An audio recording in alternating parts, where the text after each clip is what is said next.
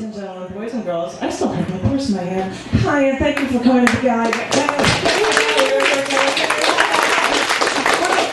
just not even going to say anything about anything. I'm going to start it up with my first feature, although I don't even see Lucia. Does she look the background?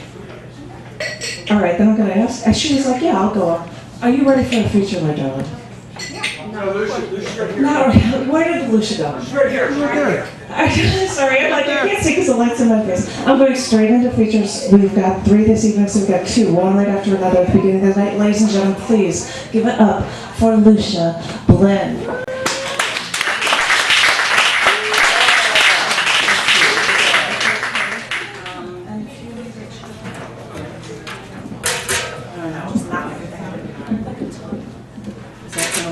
Hello? Is this on? Can you hear me? Yeah? Get close to the mic. Eat the mic. Okay. Eat the mic. Get close to it, that's all. How's this? Awesome. Hi. Awesome. Hi. Fortune cookies. 1. You will win $100 million and not go crazy.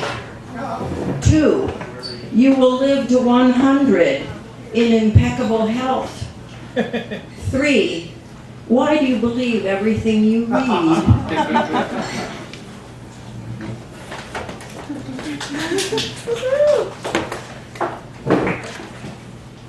Stuff. He was in the waiting room at the podiatrist's, a Chris Christie in need of a shave, haircut, and laundry. Only reason he goes to Cub games, he told the woman across the way, is to buy bobbleheads. He has 93. They cost $79. You can order them personalized from a photograph.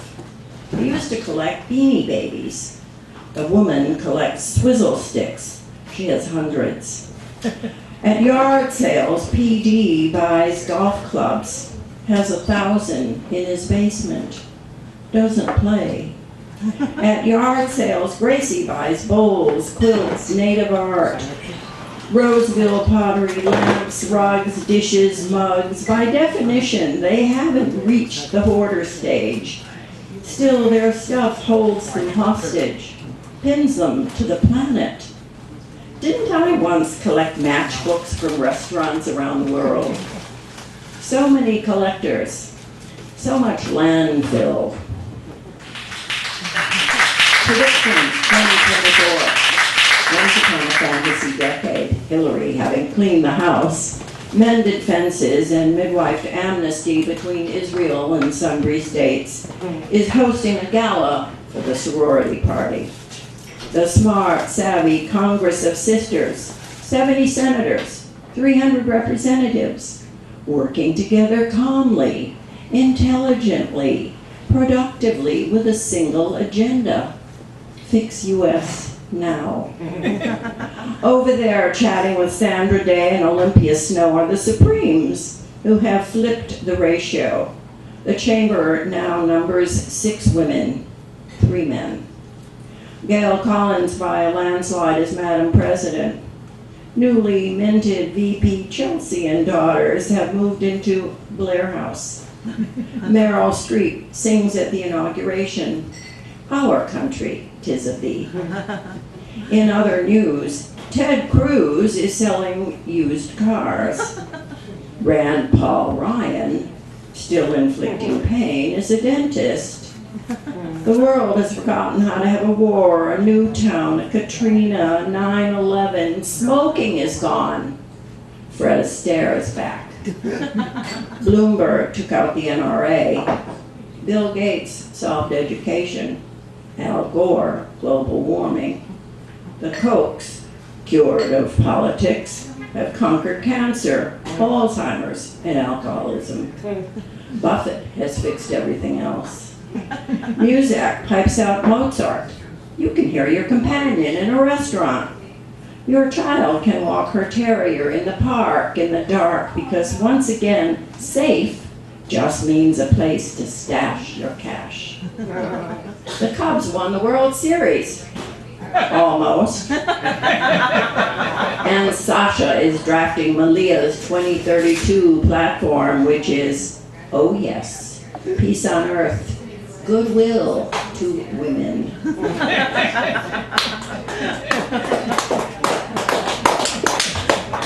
Picnic. In the decades before the devastation of Detroit, on some summer Sundays, we gathered in an outlying park. Parents, sisters, brothers, aunts, uncles, countless cousins. Mom brought potato salad. The menace of mayonnaise had yet to surface. Daddy brought his handmade, much-loved kielbasa. Cousin Johnny tended a cauldron of corn, which somehow managed never to taste tough after swimming forever in the blazing sun. What did we know about al dente? The women talked over their crocheting, family gossip, not politics. Everyone on the same team, Roosevelt. The men played horseshoes and baseball and drank a lot of beer, full-fledged or fledgling alcoholics, the disease in our Polish DNA. Teddy, a brother who would die in his 50s of esophageal cancer, the kind you get from smoking and drinking, liked to get the dog drunk, liked seeing the animal twitch, thinking it was funny, making me sad. Mostly it was hot. I was thirsty in the bathroom, always out of paper, faucet with icy water only, was always miles away.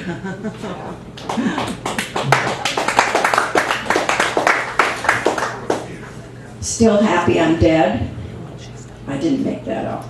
I distinctly heard those words from somewhere. From where?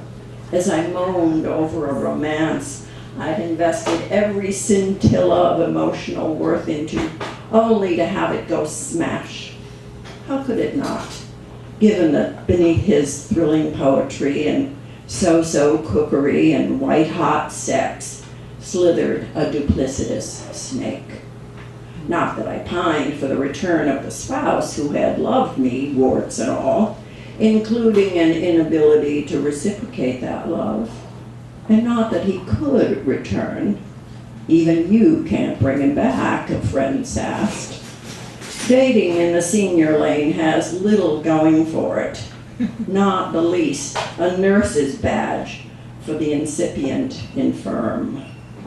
So on that bleak winter's afternoon, amid my pitiful whimpering, he, the then terminal husband who had amusingly, if shrewdly predicted, "You'll never find another man who keeps the bathroom as clean as I do," and whose signature wit knows no statute of limitations, zinged into my bleeding heart.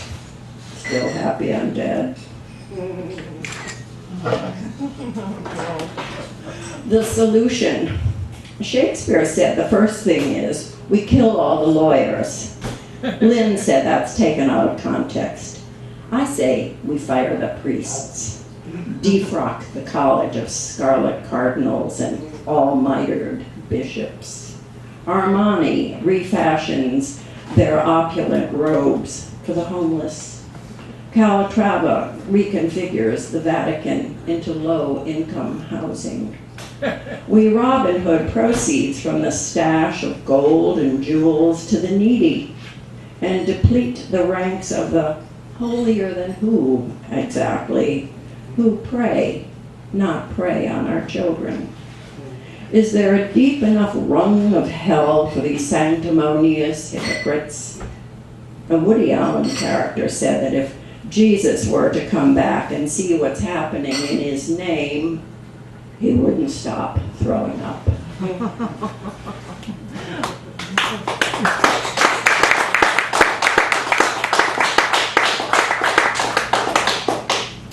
Future developments. I didn't ask where they came from or what they were celebrating. The women in spiky sandals, the men tanned in open shirts. It was twilight at the beach, and I was speechless with loneliness. The dying day often conjures the gloomy plume of Daddy's cigar. Mom, sitting finally after long hours of cooking, cleaning, laundry, worry. There too my husband, my daughters, the little red house in the country, fireflies in the darkening, all of them, all of it, gone. The couples wanted their picture against the fiery sunset. They didn't fit in the frame. They needed to squish together. Don't leave any air between you. That will come later all on its own. It might have been an engagement party. I might have told them, your marriage will likely be less than bliss. Your darlings will make choices you would not make. One of you will be taken by a tumor. Their spirits were merry as they crossed the road to the black van that would ferry them into the future. And finally, Pam's hands. After each of Bill Yarrow's singular poems, we lavished him with appreciative applause. Pam Miller beside me, herself a virtuoso, clapped her small white hands, left palm into right palm, left palm into right palm. After each verse, an unwavering ballet, left hand into right palm, unvarying, automatic, well practiced.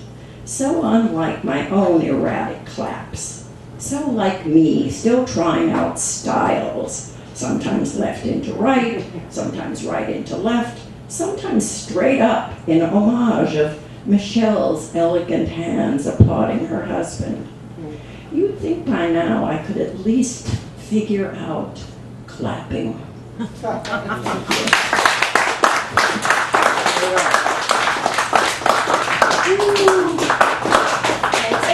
that all we get? Is that all we get? Well, ladies and gentlemen, you're gonna have to come back here because, oh, she's not even gonna come back. Ladies and gentlemen, I don't think that was loud enough. Please, give her a warm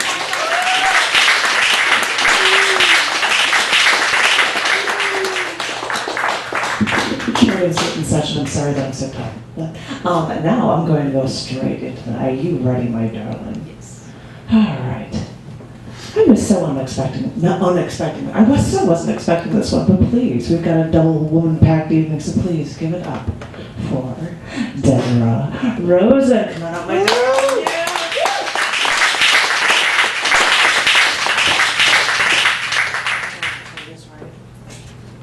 This is good for you.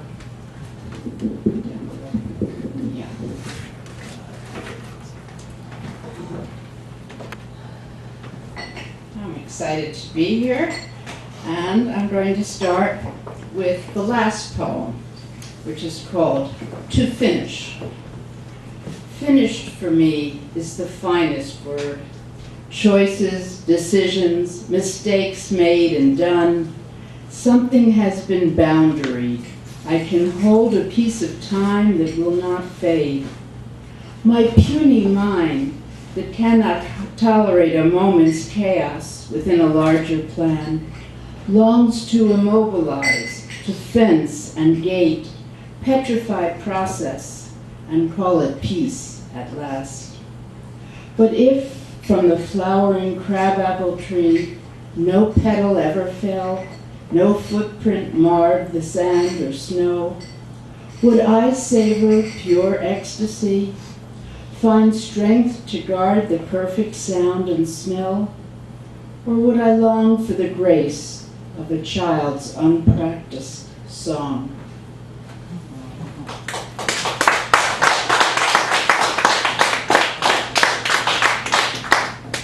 And though I'm not at all religious, God seems to have climbed into a couple of my poems. This is called 21st Century Grammar. I, too burdensome, don't want to be the pronoun of witness. We, our, dilutes responsibility. If we kick a should under the sofa, no one is left to pay attention.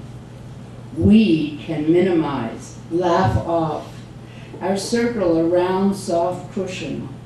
I is upright, thin, God's finger pointing directly down. We all crawl so close to the center that no one can see, while I, always capital, stomps around testifying to the mess that needs fixing.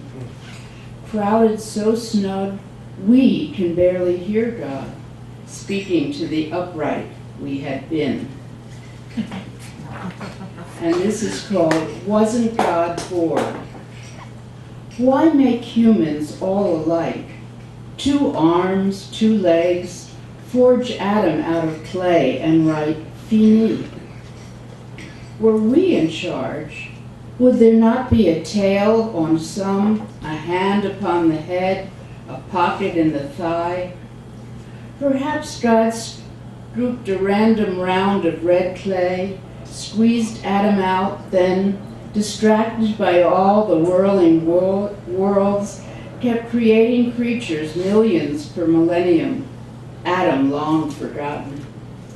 If we are powered toward perfection, eraser on every pencil, delete essential, and God has not returned to tinker, what would we lose by trying? Where would we start?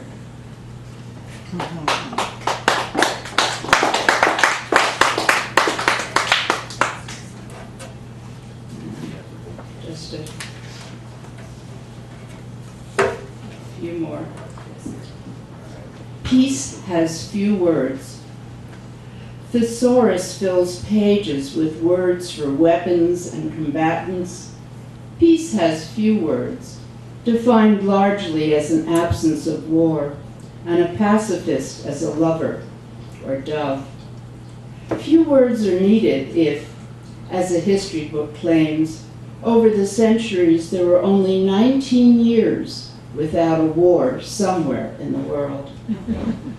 Wouldn't most people prefer peace, sitting beneath a fig tree, unafraid?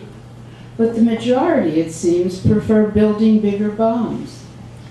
What if all newborn babies were gathered together without adults? Would they find harmony, or is their future marked by black and blue? I stare into their eyes for answers, desperate for comfort, desperate for peace.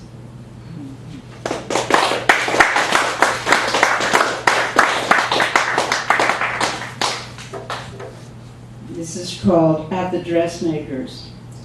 It's an emergency, the dressmaker shouts, as I stand by the counter clutching my bridesmaid's dress, while I picture her sewing machine broken, water flooding her store. No, she insisted, it can't wait, banging down the phone and grabbing her coat. She held out her hand to me as she dashed to the door. Look, she said, wiggling her finger. My nail is broken and I'm leaving for vacation. But my appointment? Oh, just pin the hem up. Nobody looks at the bridesmaids.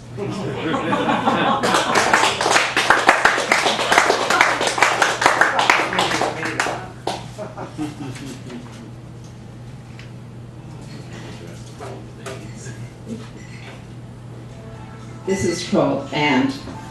Ant, roaming the rim of my round metal table, is circling again for a route to the grass. I could carry it to safety. Round the world, I think we are everyone an ant, desperately circling. God as master thinker could answer all our prayers, provide eternal stasis in satiety, struggle a disappeared word.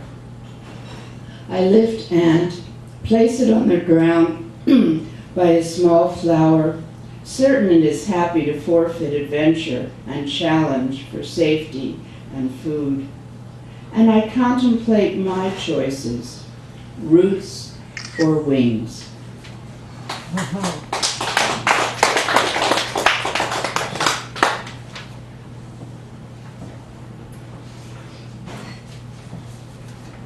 Just a couple more. Defy, subvert, rebel. There's a revolution taking place at my house, a farce to bring a smile in this world of wars and weapons. Each time I park the car and snatch my purse, its strap grabs on the gear shift and stops me cold from leaving, as if it had waited with calculated patience to bring me to attention. What does it want? Is this a power grab? Or does it have loftier goals? want you to consider the newscast we just listened to. Pay heed to all the important thinking I had left undone, issues that need solving. Never failing, the strap always catches, and I wonder, will the next war be people versus things?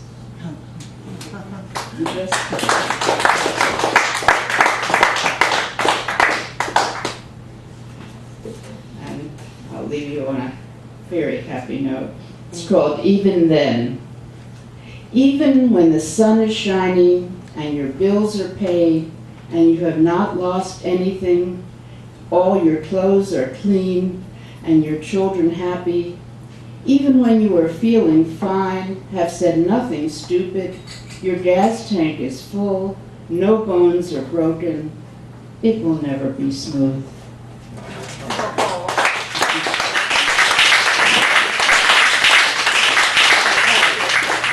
I got her here this time because, ladies and gentlemen, like I said before, I don't think that was loud enough. Please give it up one more time.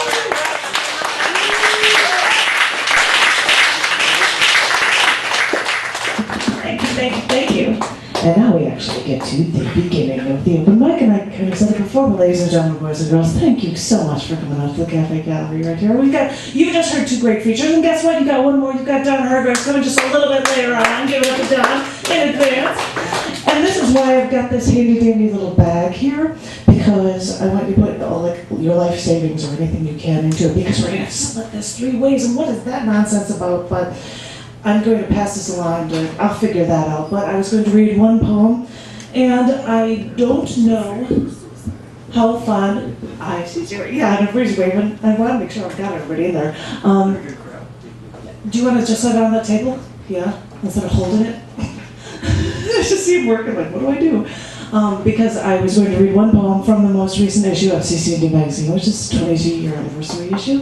And you guys have heard me rattle about these things before, and if anybody would like to submit stuff, you can always send it to any of my email addresses. And I was going to read one poem of mine that appears in this issue. I'm not positive if John over here really wants to hear it, but I'm going to say whether or not he's staged or not. This is a piece that I won't explain it. This is called Lord Have Mercy. Looked into the coffin of a man who was once great. At least that's what I hear. But the cancer ravaged him until his bones crumbled to dust. The family then wondered how the people at the funeral home would be able to make him look like him. And as the family walked into that room, they all held their breath for more reasons than just death. More reasons than just their last look, their last viewing of a man that they lost. Now looking at him once again like he's got meat on his bones. When the service started, we all had to follow the Reverend's laments by all periodically proclaiming, "Lord, have mercy." The man with the collar would talk. I would wonder what it would be like to hold the job of applying makeup to the dead to try to make them look less dead. Puff the cheeks, apply face paint to give them color. Lord, have mercy. Beforehand, a string of older firemen came to us before the coffin with small black bands over each of their little badges. One guy said, "When the fire station started, before the town even had a fire station, he used his old red truck with ladders tacked to the sides and a trailer to haul a barrel of water." Lord, have mercy. The man with the collar started a hymn. Everyone in this small town knew the lines and sang along like little lemmings. And I used to remember these lines from my childhood, but I have no reason to say anything like this except when people need something, anything to make them feel that their life doesn't have to end. Lord, have mercy. The man with the collar mentioned to the room and reminded the room that people were created for life, that death was not a part of the plan. but stifle the overwhelming desire to caress the one you loved, now in a coffin, for the coldness would be too stark a reminder. Lord, have mercy. Wanted to try to look at him in the coffin from a different angle. Maybe then the deceased wouldn't look more real. Maybe then I wouldn't see him there with a lack of hair from the chemo gone wrong. Maybe then I wouldn't see his hands clasping rosary beads. Lord, have mercy. I remember the string of people waiting to meet us before they proceeded to the coffin, which reminded me of the procession of people waiting to congratulate a bride and groom immediately after their wedding ceremony. But in this macabre receiving line, all of the funeral attendants were repeatedly saying to us, "I'm sorry for your loss." And I wonder how many times the man in the coffin had to say those words in his lifetime of service, and how hollow those words were when he spoke them, when the words seemed so stifling. And I think of how people say this when nothing else can express how anyone is feeling, especially when people don't know how to feel anymore. Lord, have mercy. The chants now stopped. The Knights of Columbus stopped their constant repeating prayers for the painted man in the coffin to help us justify the pain we don't know how to deal with. Lord, have mercy was all I could think, not as a call to a higher party, but to give empty words at an empty time with too many injustices in this living death scene.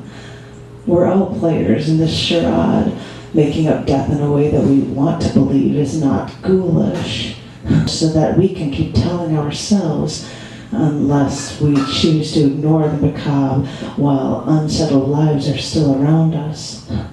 We mourn or cry, and as we just try to fit all these pieces together into this puzzle of our lives. And to those who believe, and even to those who don't, these words are the only fitting words to think or to feel. Lord, have mercy.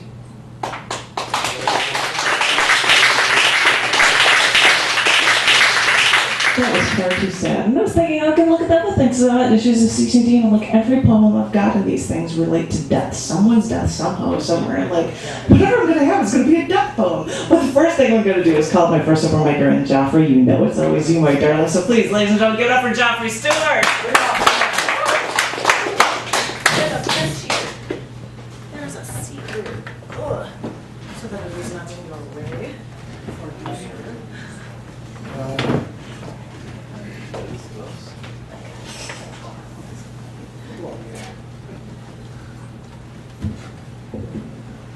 Maybe some follow-up on that. I'll read two. The title of the first, Getting My News from Comedy Central, in two parts. One, as the president from Chirac goes back into Iraq, Dolezal shows how a Swedish German can check some stereotypes by being closer to Staten Island in Spokane than Obama in White House, and has the hair styled to prove it. Notwithstanding that in Indian Against Apartheid might define self black, a clown on Comedy Central, you had to look close to see if he's black, tells Dolezal she isn't what she says she is. No better than Hitler, who knew how to tell a Lutheran that he'd be a Jew being the end of it in a very practical way. It may be easier for a white woman to cross the color line than her brother, and a black woman can get can get her boyfriend in trouble if cops think they are a mixed couple. Most blacks don't know how bad it is for them because they can't pass for white to find out. The Second Amendment was passed to keep blacks from guns. Why did that Cleveland kid have a toy? A plainclothes cop, black, can die in a shootout because to white cops, he looks like a black with gun. It says something about blacks that a white has to cross the color line to keep from being discriminated against. Don't they know about Walter White, who could visit a Klan lynching and reported as head of the same NAACP that Dolezal headed up? She's equal to Obama, no slave ancestry. If the Ku Klux Klan can't tell the difference, why did she have to resign? Black is a state of mind, part 2. I thought my sister would make 90, day before Nagasaki Day, but she died right in the middle of this.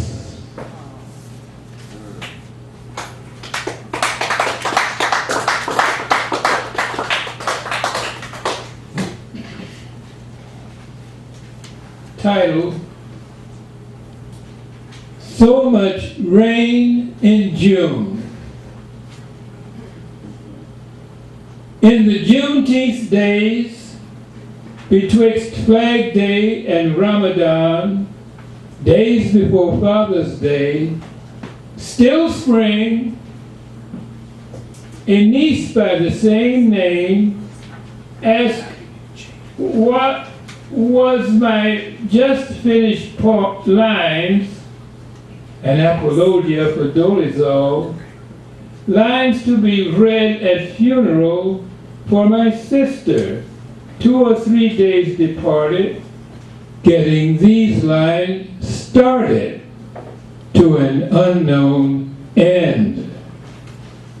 My mother, a failed evangelist for her sons, was effective for daughters, and the certainty of faith has expedited sister in any direction from Earth's center, or faith and nonsense having magical resolution in every direction from the center of the Earth, above the clouds of which cosmonauts looked around and reported nothing, whilst Buzz Aldrin, with Presbyterian certainty, ignored the view, reading scholastically from the Bible, performing a lie bigger than he could tell it by landing science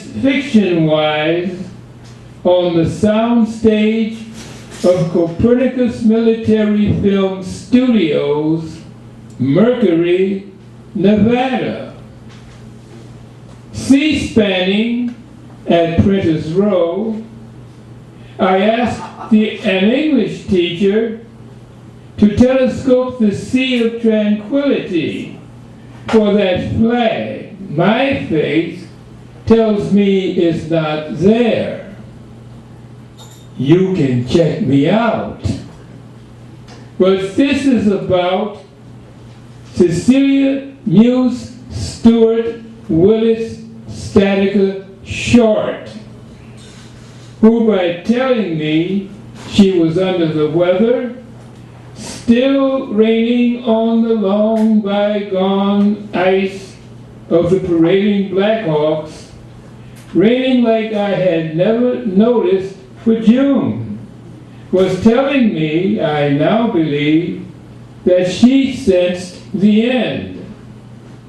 but by telling me her call was for my concern, I gave her strength she did not have. Optimism is a blocker for reading ill omens, even when the sky pours down paralleling tears as hardly before. I expected her, a woman and a vegetarian, to be the last of the 9. But at the end of such a family, you want to die before the last one. You want her to outlive you in order to have all that memory can keep. How did she plan it?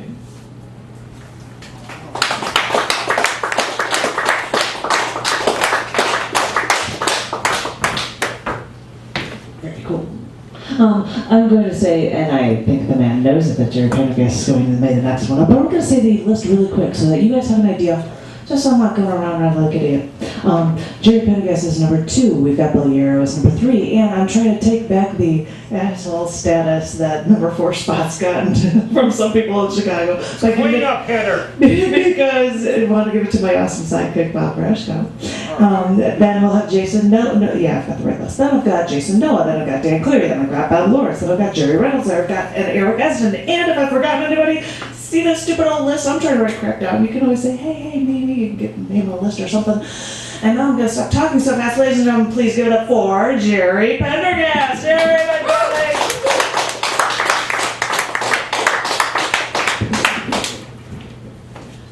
I'm in a nostalgic mood. Reference to the piece, jazz piece in this is, it was performed, recorded in 1964. I usually do stuff about contemporary events, but I just figured you'd like a little nostalgia because, you know, the poet who reads before me is very political, so I'll relieve you of some of that. It's called Cleansing. Steady piano and bass, low range, quiet intensity, like humming or droning before the first verse of a hymn. Abrupt drums, tenor sax dirge. Tune called Alabama on the radio. I sort my laundry, piano descending in pitch. Short pauses, drummer lightly hitting cymbals. A whole note pause. The sax dirge returns. I lift my laundry sack over my shoulder. Part 2. At the mat next door, I wonder, should I wash my loads clean and bright with blue cheer or blue tide? Or do I need another cleanser? Sax and drum flurry still playing inside me. Something vocal from the drummer. Don't think it's any words. I load the machine, proud that no one burns or bombs churches in my neighborhood. Why can't the drummer's chant have words? I pour in the soap. See 2 young women folding a sheet. I feel some pride that no one walks around with sheets over their head in my neighborhood and that I live on the Civil War's winning side. Why can't the drummer's chant have words? Part 3. I heard a girl next door cry when I locked my apartment door. A middle schooler. Could anyone hear the cries of 4 girls or shout, I wonder, while pouring in fabric softener? Or did the explosion silence them instantly?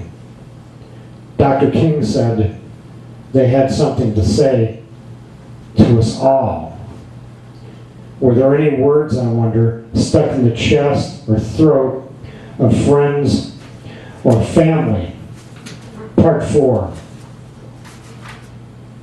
A black woman, tall, I guess about age 30, enters the laundromat. The manager focuses on her from his office. I swing my laundry, clean and dry, over my shoulder. Sound of the sax and drums intensify in my bloodstream. I trade greetings with a across-the-hall neighbor.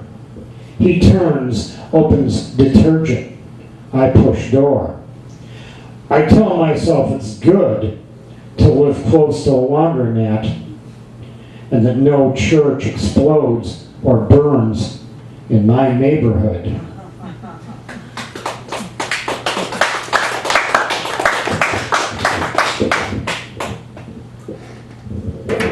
Okay, I've got a riddle for you. The question is, pride or paranoia? Heading east from Jefferson on Roosevelt Road. We'll turn north on Columbus Drive. Is that sign advertising DeSable Museum? Oh shit, they're taking over. I heard to get there, you have to travel King Drive. They're taking over. The city's getting too dark. Cruising north through Grant Park, Balbo, Polk, Van Buren, then Jackson. If we turn left, go back west, we can check out a DVD, or maybe a book. Nah, they named that library after the only mayor not my color. Got his portrait in there next to Richard M. Daley. Can you imagine that? They named Luke Junior College after him. Don't whine to me about Jim. Crows calling overhead. Our city's getting too dark. Adams Monroe, I heard somebody tried to make it honorary Fred Hampton for a short stretch on the west side. Good thing it was denied. Madison, Washington, the one they named after our father who art on the dollar bill, headed north on Columbus between the lake and Grant Park. We're climbing uphill. Illinois, Columbus turned to Fairbanks. It's getting no cooler, but we're at Grand, getting close to Superior. Thank you.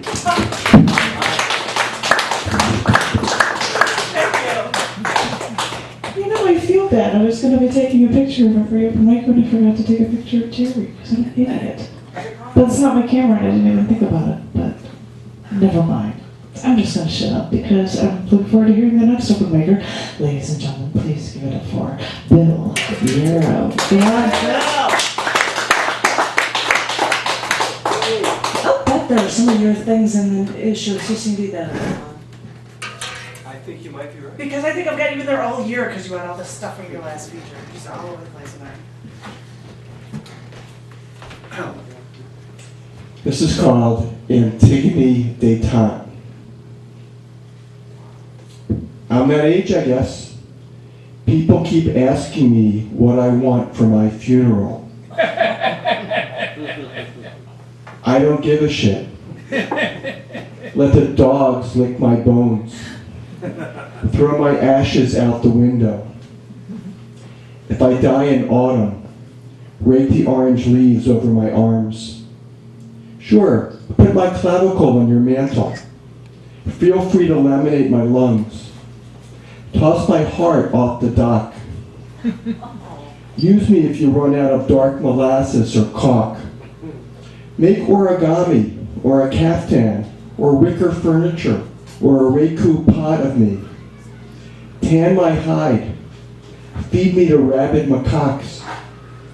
Dissolve me in nitric acid.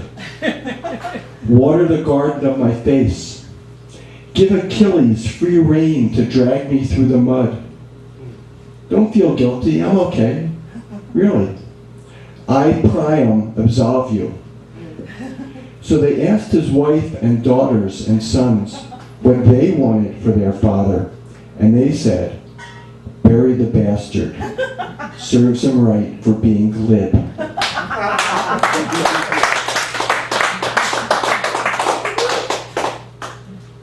Thank you. This is called The Scales of Justice. It's a dialogue between a lobster and a man. Lobster, you had your opportunity. You had your chance.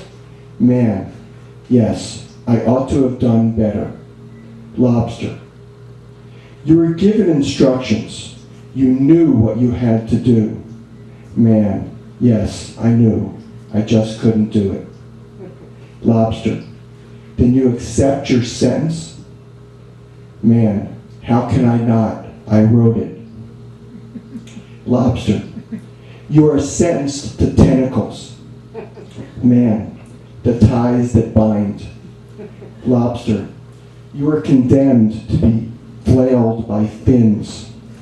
Man, cutting I deserve.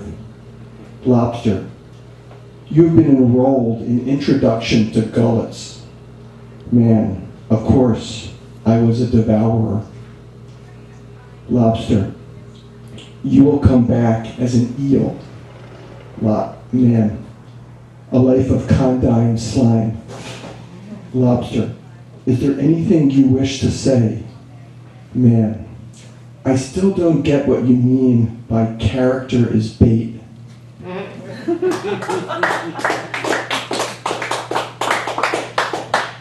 And this one is called Pink. Among the cherry trees, they fell in love. Later that month, he took her out for pink soup and pale pink meat. Together, they peeled and fed each other pink fruit, ordered expensive pink juice, went on vacations, and viewed pink sunsets on paradise beaches. His memories included pink medicine, pink taffy, pink panties, pink lips. Hers included pink bubbles, pink slippers, pink horses, and pink sheets. Neither could imagine a heaven untinged with pink. They were right. The afterworld is splendiferously pink, the exact color of a child's new wound. Thank you.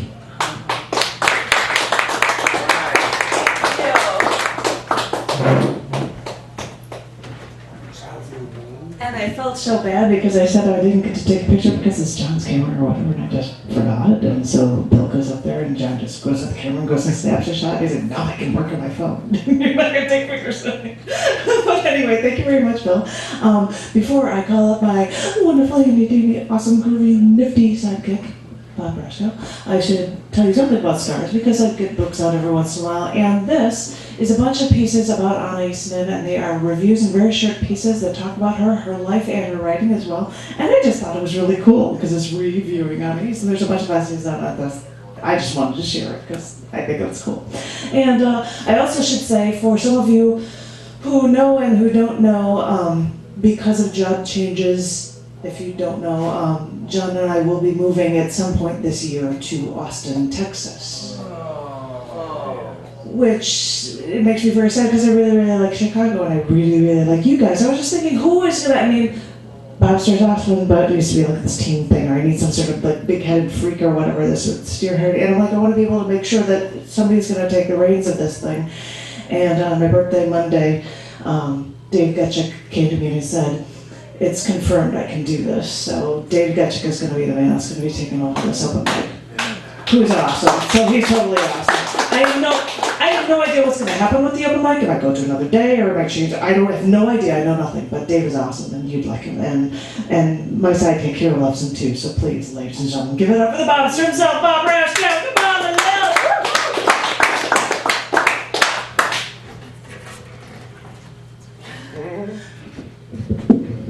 This poem is about grade school, something of nostalgia. Escape notice. Not very hard with all these nooks and hiding places, all these curious faces, not hurt by what they don't have to know. The grass feels prickly under my skinny shorts. Make yourself get up. Make yourself run as fast as you can. You can't catch me, I'm the Jelly Roll Man. Oh boy. Metal fence breaks my stride. Got to find another place to hide. The school building is empty. The teachers are in the lounge. The janitor's room looks warm and inviting. Pad down the hall, down the stairs. Hello, Bobby. What brings you here? Hi, Gus. Do you want to know?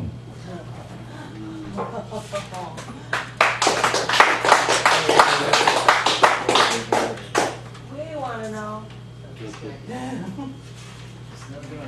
And Pam Miller, who was mentioned earlier, in, I believe, one of Lucia's pieces, and I both love the music and lyrics of Procol Harum.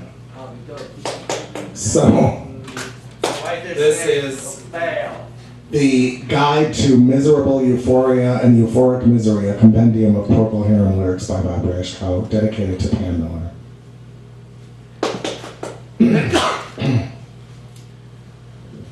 Move this aside a little so I can see this. All right. Doctor, where's your remedy? I'm sore in need of saving grace. Be kind and humor me. Took the wrong bend off the edge. And in case you meet your maker, perhaps you'll plead for us a bit. I'll meet you at the bottom of the sea. There's a lump in my mouth for my own tombstone. I wallowed in my blindness for the sin of self-indulgence. You behaved just like a snake. God's aloft, the winds are raging. God's aloft, the winds are cold. Though I hoped for something to find, I can see no place to unwind. Fresh fried baby dumpling, loaded, bloated curse. Oh, this is 2, by the way, 2. Fresh fried baby dumpling, loaded, bloated curse. Tonight we dine at Hotel Ritz. Locked her in her cell, hope she never gets well. Who will search for Holy Grail, past the edge, beyond the pale? Like some Pharisee, he crossed the Spanish Main. And some Arabian oil well impersonates a padded cell. Pygmies held themselves in check. There's so much sea between us. Make me stick like sealing wax. But though you say you're with me, I know that it's not so. The town clock in the market square stands waiting for the hour. My time's been taken, sweet taking my time. Close up the picture, end of the show, fires which burned brightly, all energy spent. Even my befuddled brain is shining brightly, quite insane. Darkness through my being here away from you, I sat me down to write a simple story, which maybe in the end became a song. The ceiling flew away. Speak reach juice box, poor relation. Your multilingual business friend has packed her bags and fled. Maybe I'll take an excursion to Spain or buy a revolver and blow out my brain, but call me if there's any change. It's almost over. Ain't gonna ride that whiskey train. Life on fire, blinding sight, Hesperus. In the autumn of my madness when my hair is turning gray, they say the piper will call the tune. You'll hear his music very soon. I'll be a wise man soon. Thank you. Thank you. I think a few newbies, Mr. Turlin might be one of them, is wondering, why is she walking back and forth and going to a camera thing? And I should probably explain this, and I know that Jeff always laughs when I say this, and I'm in cahoots with the NSA, because I'm video recording this entire open mic and the features, which usually means that the features, on nights like this, I might have 2 features as one podcast and 1 feature as another podcast, because we run weekly podcasts, and if we've got time, an open mic could be a podcast in the future as well. If there's anybody out there that says, oh dear God, I don't want to be on video for anything, then let me know and I'll remove you, that's fine. But I'm just letting you know that I'm monitoring you and watching you any way I can. Blah, blah, blah. In the meantime, now I've finished that speech, I hope that Jason Noah's got his drink on his hand from his bar and is ready to get on up here. Please give it up for Jason Noah! I only brought my drink because you name-checked it. Oh, and if you want, you've got a spot, stand for it if you like. Oh, I think that's like my favorite thing, that, like, it's a drink stand. It's a column, it's not a drink stand, but it's, You know, it keeps us in our place, right? So who's left over from the orgasm club from earlier? Anybody? Oh, do they all leave? Yeah, typical. Come and go, come and go. But you know, I'm thinking during it, there's nothing like an entire week of mass shootings of black people to remind the white middle class of how good an orgasm feels. I'm very sad about it, actually. And then I'm thinking, well, if I bite my lip hard enough when I come, well, someone ought to bleed. And perhaps the most awkward words I ever heard during sex were, oh, by the way, I should have told you this earlier, but...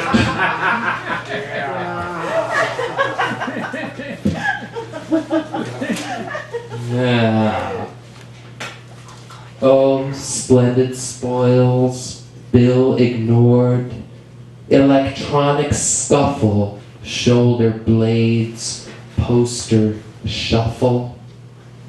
When we see one another on a day, we be one another. I dare you to touch it. Yeah, I'm writing this as we go along through the night. And even if I like you, must I still pay you?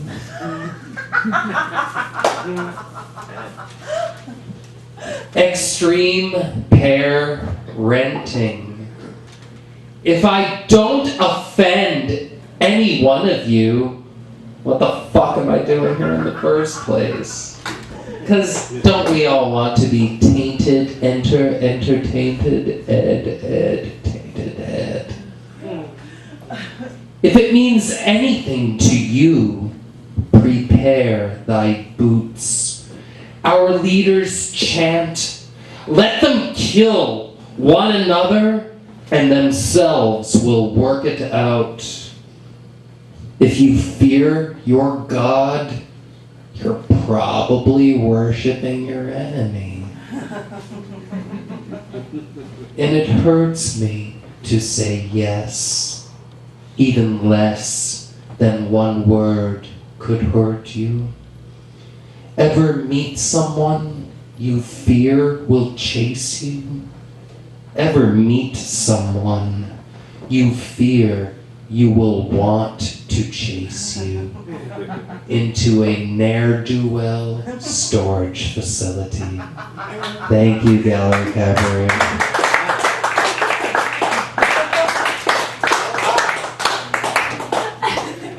Look, remember that for the feature. You're awesome. And I like it that's to be tall is there, and I get that, wait, I have to turn the microphone down. This blows my mind. I thought I was the monster tall girl. What? Sorry about that. And now that I've said that, made that comment, John's like, I have to work on my phone. Oh, crap, I'm gonna take a photo. No, he's taking photos, which is triple plus awesome. In the meantime, on my birthday, a few people got together with me at Lashett's, and Dan Clary was there. We sang "Summertime," which was really nice. And I don't know if he's going to sing for you now, but I'm really looking forward to hearing him come up here. So please, ladies and gentlemen, give it up for Dan Clary.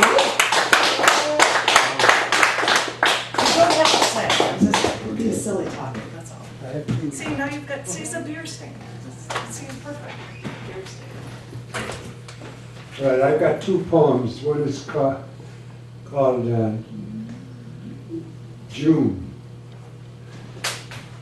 Given these leafy days of June, how can we not exfoliate in some like manner? Celebrate. Hum to ourselves a little tune.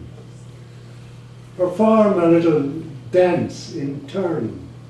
A Scottish jig, an Irish reel, that says exactly how we feel.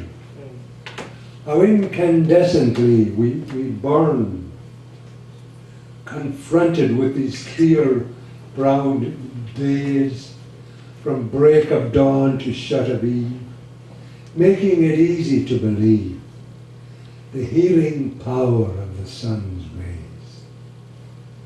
Going about from here to there, new things sprout up on either hand. Nature, imperial and grand, bursts with profusion everywhere.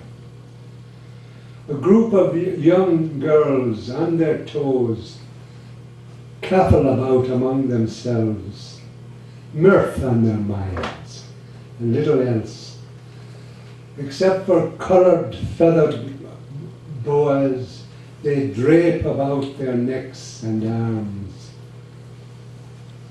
looking like dancers in a frieze.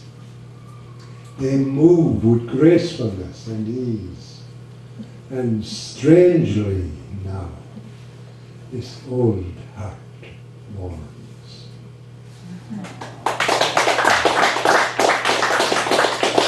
And this is a translation after Ovid. It's called During the Hot Spell. She was wearing very few clothes, as I recall that afternoon.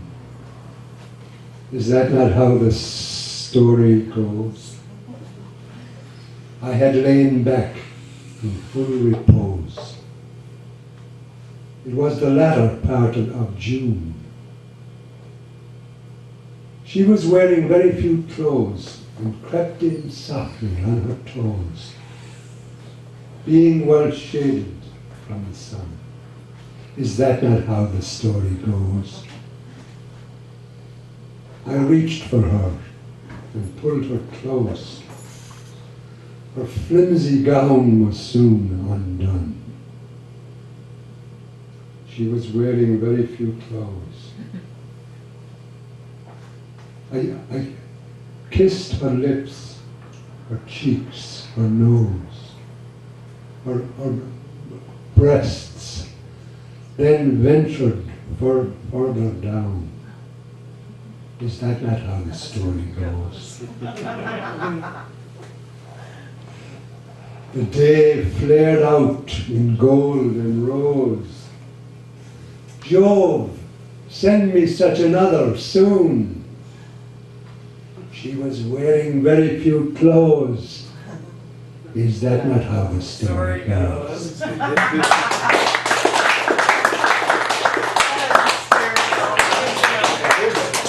Oh, don't forget your beer. You had it on a beer stand. Forgot your beer. Don't forget. See, people like the beer stand and then they forget And they leave things on the beer stand. That was very fun. Isn't that how the story goes? The one thing I think is cool is that Let Them Eat Chocolate in August has a double feature package, and it is the Bob and Bob Show, I think, with Bob Larson as sidekick, and the next guy that's coming on up here, who I adore hearing his stuff, and he always does, well, I don't know if he's going to do a science tape now, but I always think it's cool when he does. Please. Ladies, and now he's going to be like, oh crap, now I got to find something sciencey. No, you don't. You're awesome. Please, ladies and gentlemen, give it up for Bob Lawrence. Come on, Bob! Thank you, Bob. I just grab one.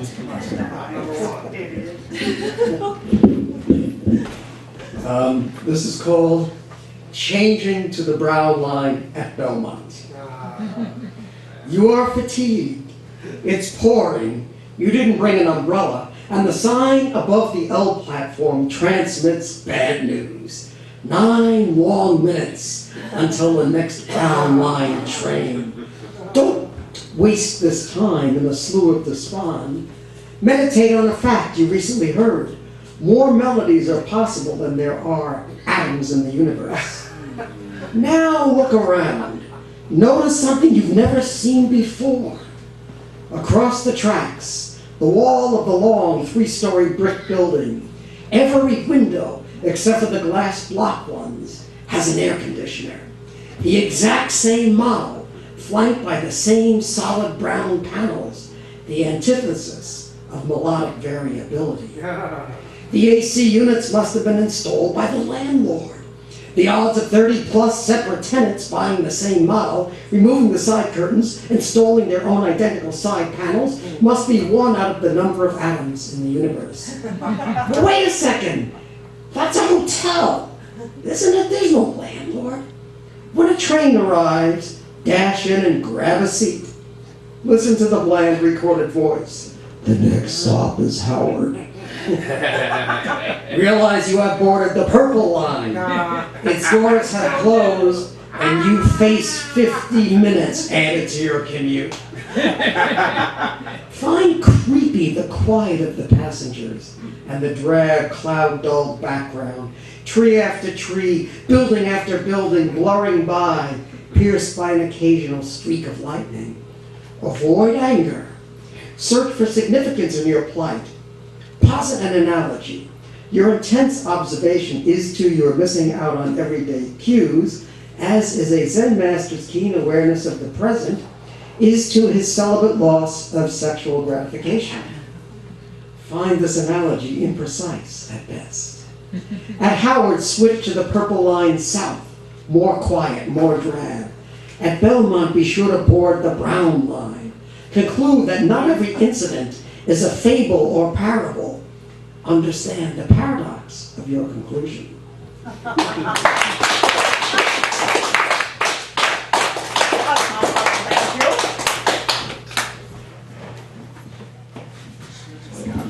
Yeah, I think when there's reading haikus, you write something to the effect of, it's talking about the number of atoms in your eye equals the number of stars in the known universes. You've got to figure it out, or something. It gives some sort of science thing. Ladies and gentlemen, I love hearing this man talk. So please. And I believe he has a feature in August. I believe, I can't remember the date. He's not a guest, so he can tell you about it. So please, please give it up for Eric Asden.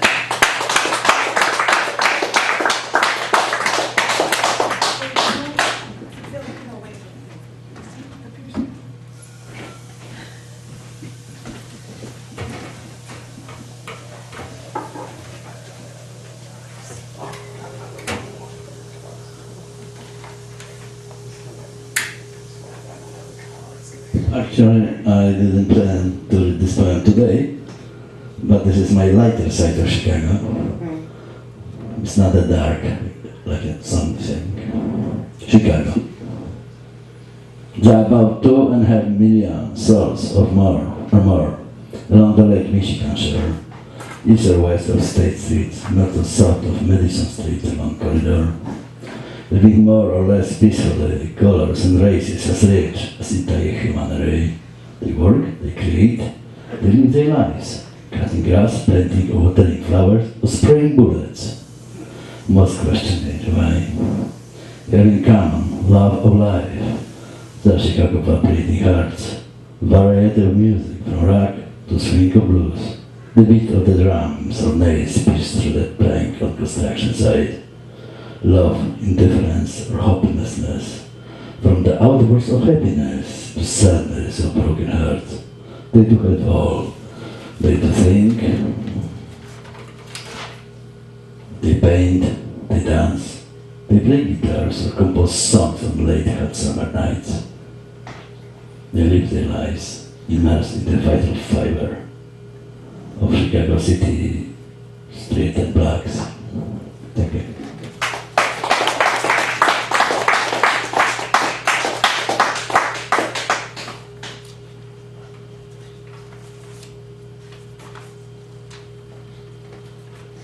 Something called, I'm sorry, something called very much warmer note. Summer. The summer is about to begin. The sun and its blast, its rays reflected in your eyes.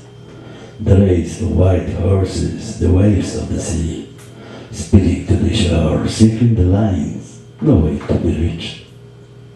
The sun bath painting your skin, hot sand burning your feet, the walk on the long beach singing silk over your head, a messenger to your dreams, the breeze patting your face, the wind caressing your hair, the time of that night dance, the time of love, the summer is about to begin.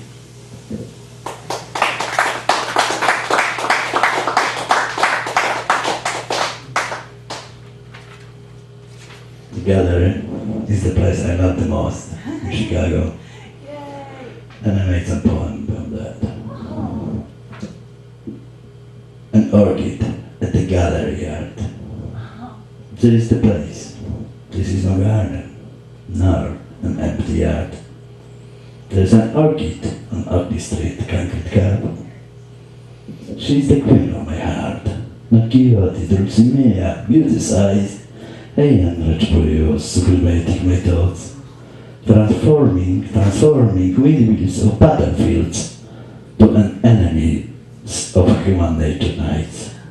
There is the sun of your smile, the wind with its long fingers setting, caressing, messing your hair, had sent the empty beach of the remote sea, the depth of the darkness of the sky, your eyes, the blue water of the waterfall of my life. There is my sorrow, the vacuum of my brain, and you are my dreams, boundless landscape of mysteries.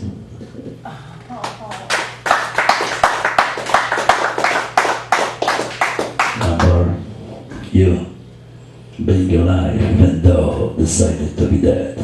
My life, an empty bottle, narrow jar, and air imprisoned. My mind, my breath, my heartbeat, the vein in its bloodstream, under control of outspoken Queen Mother Teresa, Megillah to human wasteland.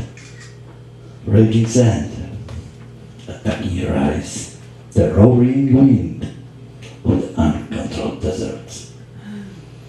The body and the heart, soft touched by me, the soul invaded by waterfall of dreams. One question, not answered. One answer never been accepted. Why couldn't you be with me? Thank you.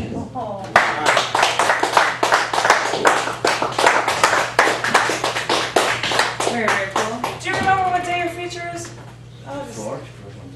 August 4th? Is that a day? I don't remember my schedule, but if you look at www.catgarts.org/cafe, you can check out the 2015 schedule and you would know when your feature is, and I don't have the web with me. We'll figure it out, but he's featuring soon. So, thank you for give it up for everyone else of our bikers. Don't forget, everybody forgets their beer when they put it on the beer stand. I'm not gonna walk it down to you. You get to grab your beer. I'm gonna walk it down to you. No problem. This was a two-Bob night because we had Bob Rushko and Bob Lawrence, and now we've got a two-Bill night because we had Bill Yarrow and he had to leave. Sniff, sniff, sniff. But Mr. Turlin is here, and I'm so triple plus pleased that he can send out our open mic night. So please give it up for Bill Turlin. And unlike all of us, idiot old timers that have paper, he's like actually pulling up the tablet first reading, which is just showing us how old we are.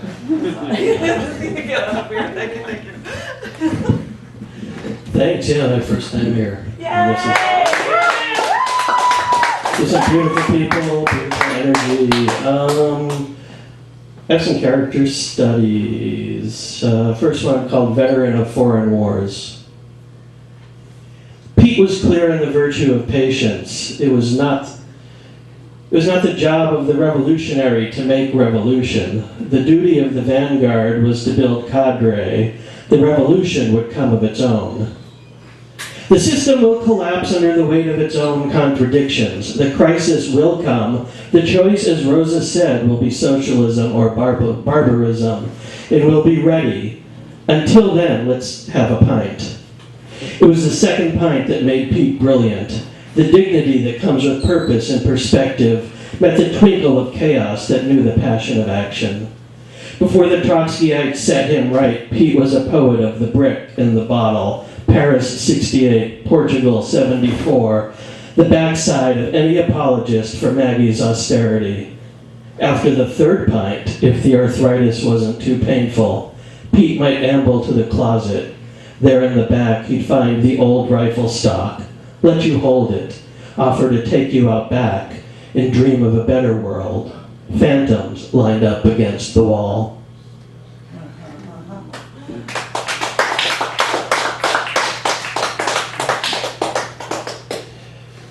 My in-laws are a bunch of proud Union Democrats with all the baggage that entails. alcoholism, knee-jerk racism, but good working stock. They also have an in-law who was once the president of the Republican Party and a representative of all the gambling interests in Las Vegas. And he stopped doing favors for the Democrats, and they don't really talk much, but this is called death in the family. You have an aunt or a cousin who acts out, endearing or off-putting displays, ignored boundaries, betrayed confidences. You know you do. You might think you have an Uncle Adalbert, but you're wrong. There are precious few Uncle A's. Uncle Adalbert makes decisions. If you are in his circle or his shadow, the pride and consternation ratchet up a notch. He doesn't pick up the check. He makes sure that the check is taken care of. Arranged without discussion. You smile consent and gratitude and tell him, not thank you, but I saw your picture in the Times. Imagine having a supervillain in the family. He commends your wine selection, though it's an affront. For family, he sips, he smiles. You ask the Riddler if he'd like another slice of ham. Treat him like he's Frank Gorshin or John Aston. But you know there are canted angles, rooms where the Rube Goldberg hammers spin in a pinwheel of primary colors, ruin, greed, and blood. When the youngest asks, how does he sleep at night? You know he sleeps quite well. The suite is comped, and the thread count is high. His fish are jumping. You look at the mess that constitutes allegiance. His name burns a riot of white corpuscles in tidy welts. Time shortlists him for the man of the year.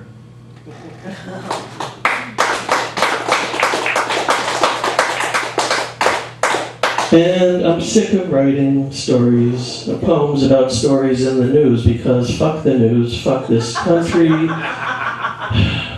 fuck this slow descent into the abyss, and this is called Mountains Tumble and Cities Burn. My anonymous rapport with the East Entrance homeless man has built slowly over years at the bottom of the stairs.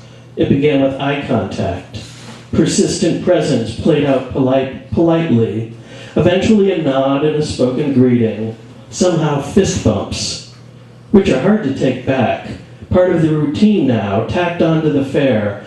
I gave him some change once, I forget on what impulse, but we're clear. He never asks, and I never say never.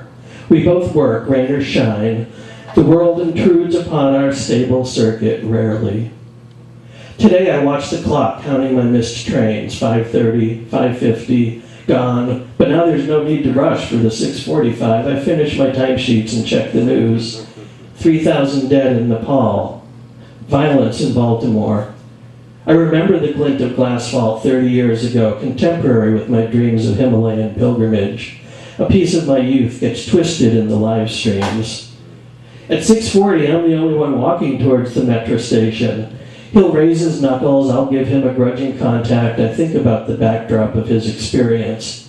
He could be hauled off on any cop's bad day, and yet he is a constant. I sigh inside. How's it going, he says. I'm about to say Baltimore is burning, but he says, I lost my pop today. I'm blank. My dad passed, he says. Oh, well, that's terrible. His fist isn't up, but his hand is out. I take it and feel his calm front waver. He hasn't been able to reach his people. They're not returning his calls. Are you hanging in there?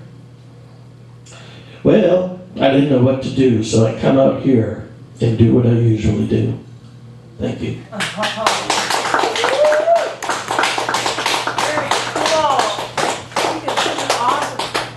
Awesome ending. I just sound like an idiot just going, That was awesome. Very cool. And because we've got a little time, and because I talk about CCND, I'm sharing this with you guys. Yeah, the CCND magazine has gone through a lot over the years. It used to be saddle stitched at 40 pages back in '93, and then it went to be 8.5 by 11 with brad nails in it, and then I went back to this smaller size, and then I said I'm going to actually have it for sale online. And I look back and I'm like, I've got extra copies of these 2009 issues.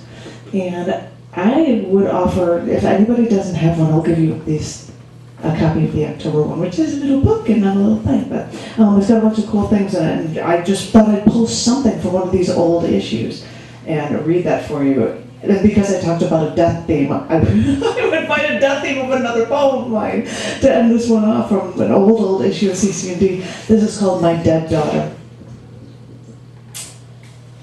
I kept getting this image in my head of a little girl, and she has long, straight, dark hair.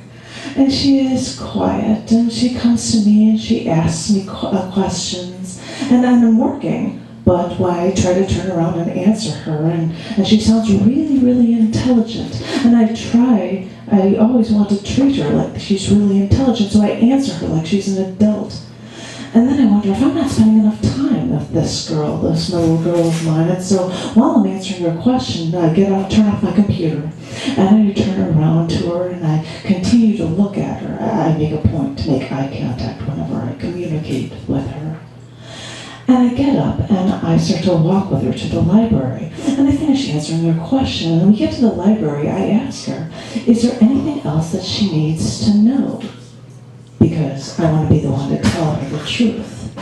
And she says, no. She says that she doesn't need anything. And underlyingly, it makes me feel like she doesn't need me. And I think, I gave birth to this girl. She has to need something from me.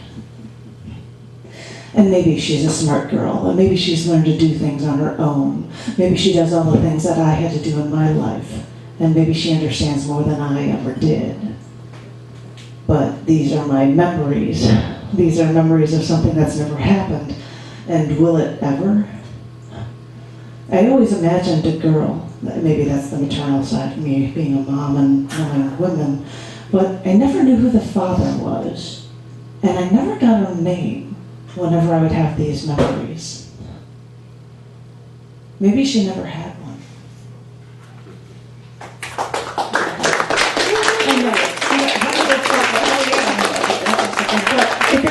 Because I've got these copies and I'm going to share them with people, and in the meantime we're going to have like this 10-minute break or something. No, well, 5, keep Tressa really busy is all I'm going to say. Keep her really busy and refill your drinks and stuff, and then when we come back we're going to have a great, great, great feature from Don Hargrave. So thank you.